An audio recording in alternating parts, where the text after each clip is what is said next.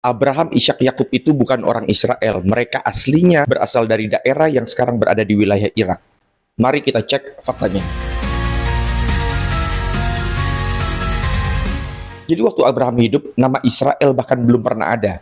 Karena Israel itu adalah nama dari Tuhan untuk cucunya Abraham. Abraham sendiri berasal dari kota kuno namanya Ur. Dan ini menarik karena Ur bukan kota primitif seperti yang sering dibayangkan banyak orang ketika baca kisah Alkitab. Ur itu adalah salah satu kota tertua dan paling maju di dunia kuno yang terletak di Mesopotamia atau daerah Irak sekarang ini yang disebut sebagai salah satu tempat lahirnya peradaban manusia. Bayangkan ribuan tahun lalu ketika banyak manusia masih hidup sederhana, Ur sudah memiliki sistem tulisan yang disebut dengan huruf paku atau cuneiform. Mereka punya sistem perdagangan internasional, pemerintahan, sistem hukum, ilmu astronomi, bahkan matematika dasar, serta pusat keagamaan yang sangat besar. Mereka bahkan sudah bangun kota dengan tata wilayah yang teratur. Ada rumah bertingkat, sistem drainase pengairan, ada pelabuhan, perdagangan, dan yang paling terkenal adalah zigurat, yaitu bangunan kuil raksasa bertingkat untuk penyembahan dewa-dewa.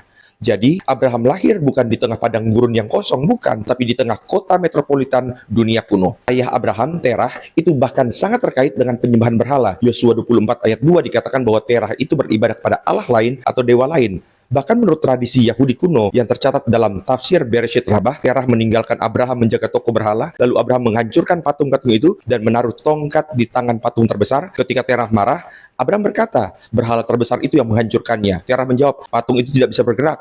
Dan Abraham menjawab, kalau tidak bisa bergerak, kenapa disembah? Artinya Abraham tumbuh di lingkungan yang maju secara budaya tapi penuh penyembahan berhala. Lalu Tuhan memanggil Abraham keluar dari Ur Kasdim untuk pergi menuju tanah perjanjian. Lalu lahirlah Ishak, kemudian Yakub, dan nama Yakub cucu Abraham ini akhirnya diubah menjadi Israel. Dari sanalah bangsa ini mulai terbentuk, dan mungkin ini yang menarik untuk direnungkan. Bahwa Tuhan tidak mulai bangsa pilihannya dari tempat yang suci, Tuhan justru memanggil Abraham keluar dari pusat penyembahan berhala. Keluar dari kenyamanan, keluar dari kota besar paling maju pada zamannya. Karena seringkali panggilan Tuhan dimulai bukan ketika seseorang sudah sempurna, tetapi ketika seseorang mau meninggalkan hidup lamanya dan berjalan menuju sesuatu yang belum pernah dia lihat, berjalan bersama Tuhan.